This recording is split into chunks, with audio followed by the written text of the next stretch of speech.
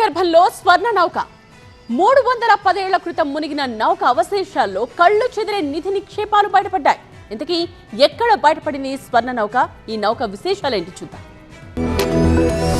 నీటిపాలైన నిధి నిక్షేపాల కోసం అట్లాంటిక్ సముద్రంలో treasure hunters సాగించిన అన్వేషణకు ఫలితం దక్కింది. శతాబ్దాల క్రితం మునిగిపోయి సముద్ర గర్భంలో ఉన్న నౌకలో నిధి నిక్షేపాలు బయటపడ్డాయి. భారీగా బంగారం, వెండి నిక్షేపాలని తరలిస్తుండగా 1715 జూలై 31న భారీ తుఫాన్ కారణంగా స్పెయిన్ కి వెళ్తున్న నౌక మునిగిపోయింది. ఫ్లోరిడా ట్రెజర్ కోస్ట్ లో 310 ఏళ్ల క్రితం జరిగిన ఈ ఘటనని అంతా ఎప్పుడో మర్చిపోయారు. కానీ పట్టు వదలని విక్రమార్కుల్లో కొంతమంది సముద్రాన్ని జల్లెడబడుతూనే ఉన్నారు. చివరకు 1000 వెండి నాణేలు, 5 బంగారు నాణేలని సాగర గర్భంలోంచి బయటకు దిగలిగారు. సాగర గర్భం నుంచి బయటపడ్డ ఈ నాణేల విలువ $1 మిలియన్, అంటే మన కరెన్సీలో 8 కోట్ల రూపాయలపైనే. సముద్రంలో శోధించి సాధించిన ఈ నాణేల్ని అప్పట్లో మెక్సికో, పెరు, బొలివియాలో ముద్రించినట్టుగా గుర్తించారు. 3.5 దశాబ్దాలుగా సాగుతున్న నిధి నిక్షేపాల వేటలో ఇదే అతిపెద్ద ట్రెజర్ రికవరీగా చెబుతున్నారు నిపుణులు. ఇన్నేళ్లకి గోల్డ్, సిల్వర్ కాయిన్స్ దొరకడంతో ఆ ట్రెజర్ షిప్ అవశేషాల కోసం మరింత ఉధృతంగా సాగర మదనం జరగబోతోంది. ప్రస్తుతానికి దొరికింది కొంతే గానీ సముద్ర గర్భంలో కొండంత నిధి ఉంది.